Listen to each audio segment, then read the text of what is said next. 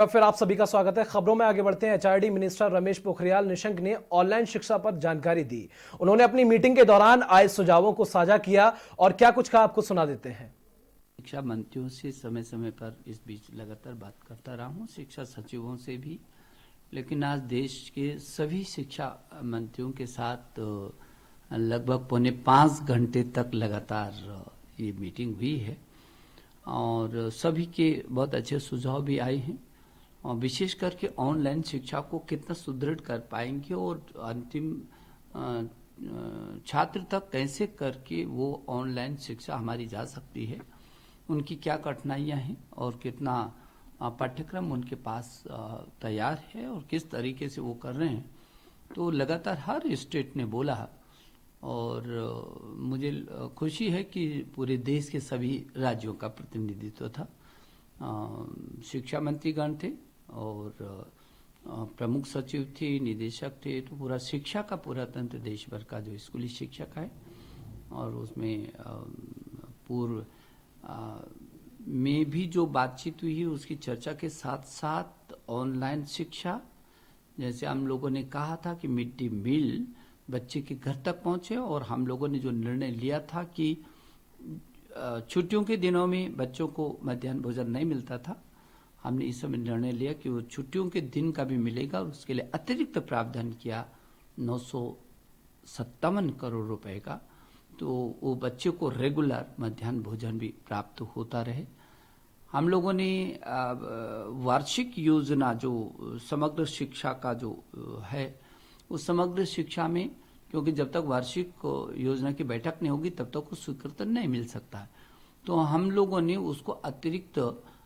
तदर्थ व्यवस्था करके 4,400 करोड़ रुपया जारी किया ताकि जब भी मीटिंग होगी उस मीटिंग होने तक वो उसका काम करते रहेंगे। तो उसकी भी हम लोगों ने आज समीक्षा की है और केंद्रीय विद्यालय और नवोदय विद्यालयों की जो स्टेट में बहुत सारे स्टेट ने जमीन नहीं दी, कुछ समस्याएं थी, तो उन समस्याओं पर भी चर्चा की है। अधिकांश राज्यों ने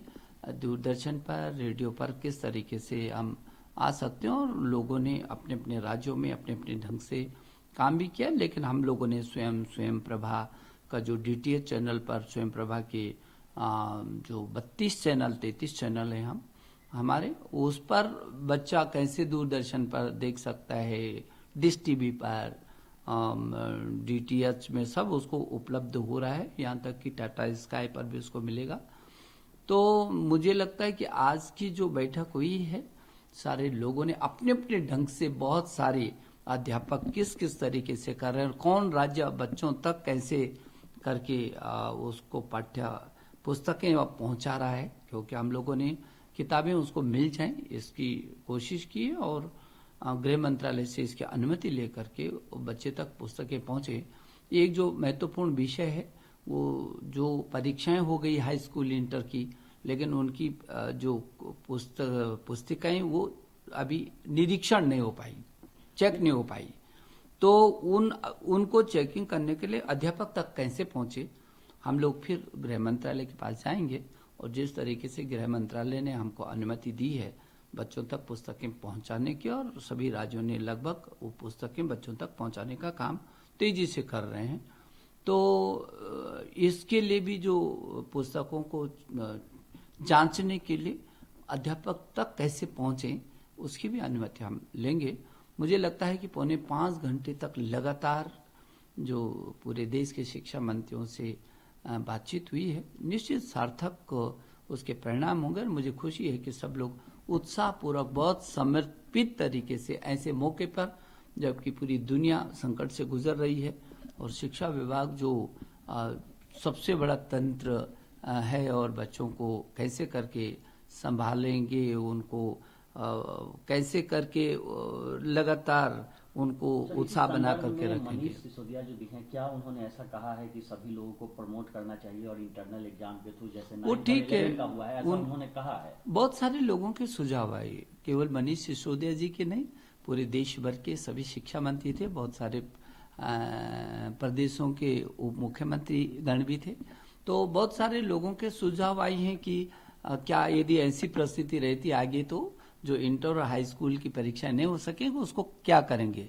तो 3 मई तक क्या परिस्थिति होती है, उसके बाद क्या स्थिति हो विचार करेंगे। सर आखिरी सवाल है कि जेएनयू देगा लीडर के थ्रू स्टूडेंट इसका विरोध कर रहे हैं, इस पर आपका क्या विचार है? अब आज तो ये बहुत महत्वपूर्ण बैठक है और आज पूरे देश के अभिभावकों को 33-34 करोड़ छात्र है इस देश में, तो उस 33 करोड़ छात्राओं को और उनके अभिभावकों को आज जो ये संदेश गया है कि शिक्षा मंत्रालय पूरा एक बड़ा परिवार बच्चों की चिंता में जुटा हुआ है, ये हमारे लिए ज़्यादा महत्वपूर्ण है। और प्रधानमंत्री जी का बार बार ये हम लोगों को निर्देश भी रहता है कि बच्चे के साथ लगातार कैसे संवाद हो सके, उसके अभिभावक के साथ कैसे संवाद रह सके और शिक्षा मंत्रियों के साथ कैसे संवाद रह सके, हम लगातार उसी दिशा में आगे काम कर रहे हैं।